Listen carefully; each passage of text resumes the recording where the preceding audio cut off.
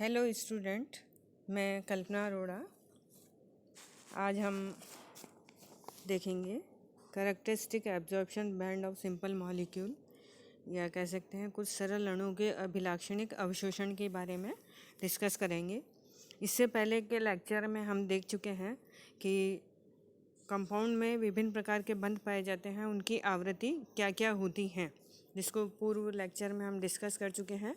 उनको हमको याद रखना पड़ेगा। जो स्पेशल इम्पॉर्टेंट फ्रीक्वेंसी होती है उनको हमको याद रखना पड़ता है। जैसा कि हम जानते हैं कि अणु में बहुत सारे बंध जो है वो पाए जाते हैं, तो उसमें कंपन भी बहुत प्रकार के प्राप्त होते हैं, जिससे कि हमको IR स्पेक्ट्रा जो है वो कॉम्प्लेक्स स्पेक्ट्रा प्राप्त होता है। तो एग्जैक्ट फ्रीक्वेंसी हमको ज्ञात होगी तभी हम उस कंपाउंड का आइडेंटिफिकेशन आसानी से कर सकेंगे कि उसमें कौन कौन से बंध हैं और उसमें उसकी फ्रीक्वेंसी कहाँ कहाँ पर पाई जाती है।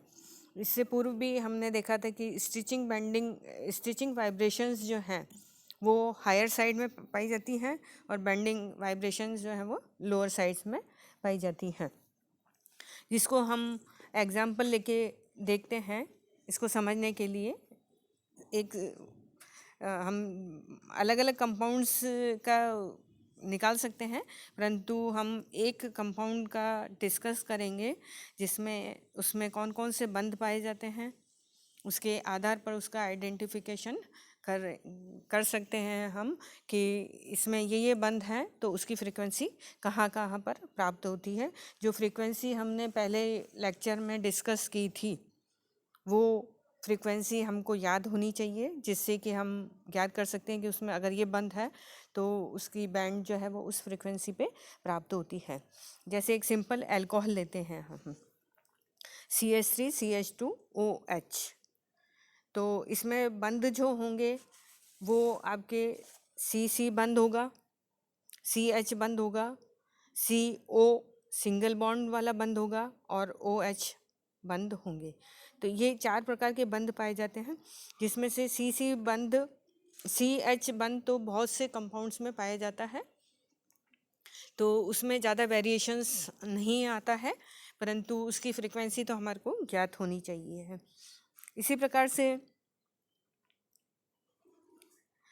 अगर अल्कोहल जो है वह आपका अनसैचुरेटेड हो, मीन्स उसमें डबल बॉन्ड या ट्रिपल बॉन्ड वगैरह हो, तो उस केस में उनका मान जो है वह डिफ़र हो जाता है।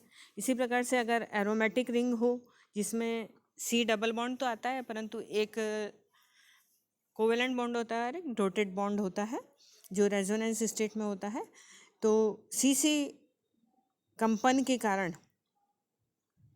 जो अवशोषण होता है वह 1500 से 1600 पर सेंटीमीटर पर होता है, और एरोमेटिक में C डबल बॉन्ड C बंद के कारण से 1650 पर यह खिसक जाता है।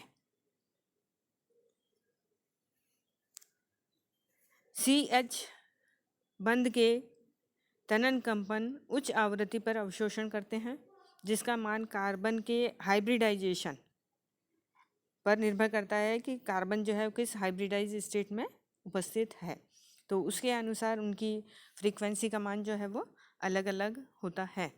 जैसा कि हम देखते हैं कि अगर कार्बन sp3 हाइब्रिडाइज स्टेट में है, उसका CH बंध के कारण जो तनन कंपन होगा या स्टिचिंग वाइब्रेशंस जो होती हैं वह 2800 से 3000 पर सेंटीमीटर पर प्राप्त होती है। इसी प्रकार से CH बंध में अगर कार्बन sp2 हाइब्रिडाइज स्टेट में है, तो उसके कारण स्टिचिंग वाइब्रेशन जो है वो 3000 से 3100 पर सेंटीमीटर पर प्राप्त होती है। इसी प्रकार से अगर कार्बन sp हाइब्रिडाइज स्टेट में है, तो उसके कारण स्टिचिंग वाइब्रेशंस जो हैं वो हमको 3000 पर सेंटीमीटर पर प्राप्त होती है। इसके विपरीत CH बॉन्ड की बेंडिंग वाइब्रेशंस जो होती हैं वह कम आवृत्ति पर प्राप्त होती हैं। जैसा कि हम पहले भी डिस्कस कर चुके हैं कि स्टिचिंग हायर की तरफ जाती हैं और बेंडिंग लोअर की तरफ होती है, उनकी फ्रीक्वेंसी जो होती है वो। तो CH3 व CH2 ग्रुप के बेंडिंग वाइब्रेशंस की जो पीक्स हमको प्राप्त होती हैं वो 1430 से 1470 पर सेंटीमीटर पर प्राप्त होती हैं। ये तो कॉमन बंध थे जिसमें सी बंध है या CH बंध है, जो सभी ऑर्गेनिक कंपाउंड्स में जो है वो पाए जाते हैं। परंतु अल्कोहल जिसमें मुख्य बंध जो होता है वो CO व OH बंध होते हैं। इन दोनों बंधों के कंपन हाइड्रोजन बंध से प्रभावित होते हैं, क्योंकि जैसा कि हम जानते हैं अल्कोहल, ईथर, एमीन्स वगैरह में हाइड्रोजन बॉन्डिंग जो है वो पाई जाती है, तो उसके कारण उसके बॉन्ड जो एब्जॉर्प्शन बैंड जो प्राप्त होती है वो हम खिसक जाती है, जैसे कि हम पहले डिस्कस कर चुके हैं। तो यहाँ पे देखते हैं हम CO स्टिचिंग वाइब्रेशंस अल्कोहल और फिनॉल्स दोनों के अंतर्गत देखते हैं। CO स्टिचिंग वाइब्रेशन और CC तथा OH बंधों से प्रभावित होती हैं। इन बंधों के युग्मित अवशोषण दर्शाते हैं ये, या युग्मित अवशोषण प्राप्त होते हैं, क्योंकि यहाँ पे दो या दो से अधिक CH बंध अगर सेम प्रकार के होते हैं तो वह युग्मित हो जाते हैं। अल्कोहल तथा फिनॉल में CO स्टिचिंग वाइब्रेशंस 1260 से 1000 पर सेंटीमीटर पर प्राप्त एक तीव्र अवशोषण बैंड जो है वो दिखाते हैं।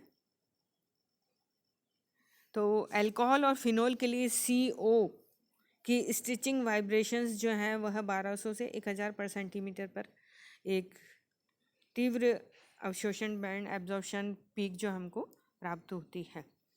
सेकंड बंध मुख्य होता है अल्कोहल के अंतर्गत, वो है OH स्टिचिंग वाइब्रेशन। यदि अल्कोहल और फिनॉल गैसेस स्टेट में है या डाइल्यूट सॉल्यूशन के रूप में होता है तो उस केस में वह फ्री स्टेट में होता है, जिसमें हम कह सकते हैं उसमें हाइड्रोजन बॉन्डिंग जो है वह नहीं पाई जाएगी, जिसमें OH ग्रुप जो है वह मुक्त स्टेट में होते हैं। जबकि द्रव्य या कंसनट्रेट स्टेट में OH समूह में, क्योंकि कंसनट्रेट सॉल्यूशन होगा तो उसमें एक से अधिक मॉलिक्यूल उपस्थित होंगे, तो उस केस में वहाँ पे हाइड्रोजन बॉन्डिंग जो है वो पाई जाती है। तो OH ग्रुप परस्पर हाइड्रोजन बंध द्वारा एसोसिएट अवस्था में रहते हैं। तो एक स्टेट हुई जिसमें हाइड्रोजन बॉन्डिंग नहीं पाई जा रही है या फ्री स्टेट, दूसरी स्टेट हुई जिसमें कंसनट्रेट सॉल्यूशन लिया है अपन ने या लिक्विड सॉल्यूशन लिया है, तो उन दोनों के लिए फ्रीक्वेंसी के मान जो है वो अलग अलग प्राप्त होते हैं। यदि गैस अवस्था में या तनु विलयन अवस्था में अल्कोहल है तो उसकी पीक जो है वो हमको 3650 और 3584 के बीच में प्राप्त होती है, जो कि एक वीक बैंड के रूप में प्राप्त होती है। जबकि लिक्विड स्टेट में है या सांद्र विलयन है तो उसकी तरंग दैर्ध्य एब्जॉर्प्शन बैंड जो है वो कम आवृत्ति की ओर शिफ्ट हो जाता है और एक तीव्र शार्प एब्जॉर्प्शन बैंड जो है वो प्राप्त होती है, जो 3550 से 3200 पर प्राप्त होती है। फॉर एग्जांपल देखते हम एक अल्कोहल का IR स्पेक्ट्रा की व्याख्या करते हैं हम, जैसे जो इनर्ट सॉल्वेंट में हम लेते हैं उसका स्पेक्ट्रा। चूँकि ऐसा कंपाउंड जिसमें हाइड्रोजन बॉन्ड नहीं पाया जा रहा है, अंतराण्विक हाइड्रोजन बॉन्ड का अभाव है, मीन्स वो फ्री स्टेट में या मोनोमर स्टेट में उपस्थित है, तो मुक्त OH तनन कंपन के कारण 3650 पर एक वीक बैंड आती है, जो कि चित्र में दर्शाया गया है, चित्र 38 में दर्शाया गया है, जो 3650 पे एक वीक पीक हमको प्राप्त होती है। परंतु अगर द्रव स्टेट है या कंसनट्रेट स्टेट होती है तो उसमें इंटरमॉलिक्यूलर हाइड्रोजन बॉन्डिंग के कारण पॉलीमर का फॉर्मेशन होता है, जिससे OH स्टिचिंग वाइब्रेशंस जो हैं वह कम तरंगदैर्घ्य, कम फ्रीक्वेंसी की तरफ शिफ्ट हो जाती हैं, जैसा कि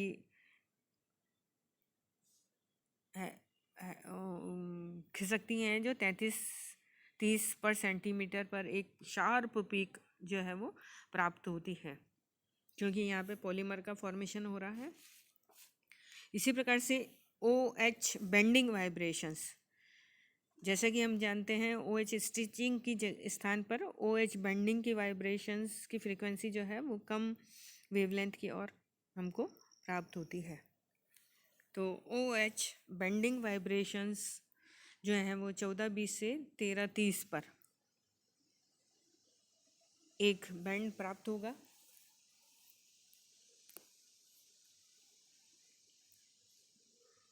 प्राइमरी और सेकेंडरी अल्कोहल में OH के बेंडिंग वाइब्रेशन व CH समूह के वेगिंग कंपन के कारण दो अवशोषण बैंड युग्मित हो जाती हैं, जिसमें से प्रथम बैंड 14-20 पर सेंटीमीटर पर प्राप्त होती है और दूसरी 13-30 पर सेंटीमीटर पर प्राप्त होती है। अगर टर्शियरी अल्कोहल है तो OH के निकट कोई CH बंध नहीं होता है उसमें, क्योंकि टर्शियरी में तीनों एल्किल ग्रुप होते हैं और OH के निकट कोई CH बंध नहीं होता है, अतः इसमें इस प्रकार का कोई युग्मन नहीं होता है। इस क्षेत्र में केवल एक ही एब्जॉर्प्शन बैंड जो है वो पाई जाएगी। तो OH समूह के इन स्टिचिंग एंड बेंडिंग वाइब्रेशन के कारण ही अल्कोहल अपने समावयी इथिरों से भिन्न प्रकार का IR स्पेक्ट्रम देता है, जिससे हम उसमें आपस में विभेदित कर सकते हैं। जैसे एक एग्जांपल लेते हैं हम, मॉलिक्यूलर फार्मूला जो है वह C2H6O है। इसके कौन कौन से आइसोमर हो सकते हैं, जिसमें हम देखते हैं एक होगा एथिल अल्कोहल एथेनॉल, दूसरा होगा डाई मेथिल ईथर। इसमें हम देखते हैं कि कौन कौन से बंध जो हैं वो पाए जाएंगे। अल्कोहल के अंतर्गत आपका CO और OH बंध दोनों पाए जाते हैं, और ईथर में डाई एथिल ईथर में COC बंध जो है वो पाया जाएगा। यदि यौगिक में 3300 से 1400 पर सेंटीमीटर पर एक बैंड जो प्राप्त होती है तो हम कह सकते हैं कि वह अल्कोहल है होगा।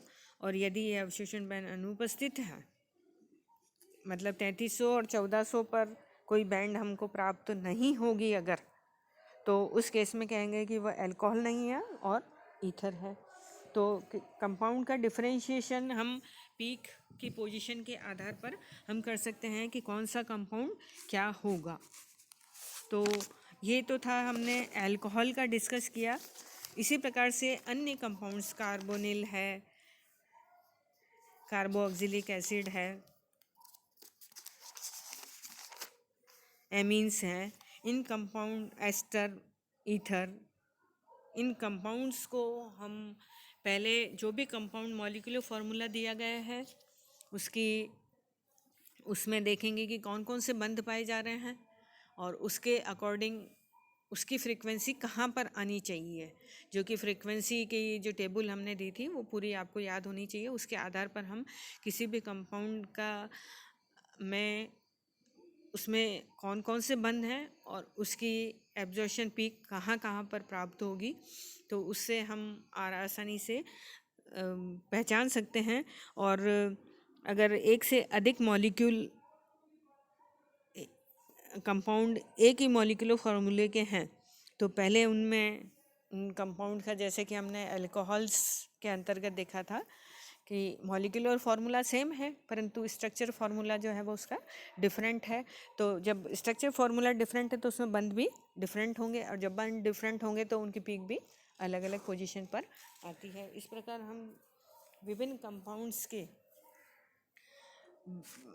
एब्जॉर्प्शन बैंड कहाँ कहाँ किस किस पोजीशन पर आते हैं उसको उसमें पाए जाने वाले बंध के आधार पर हम उसको डिस्कस कर सकते हैं। तो ये हमारा था कि एब्जॉर्प्शन कंपाउंड्स की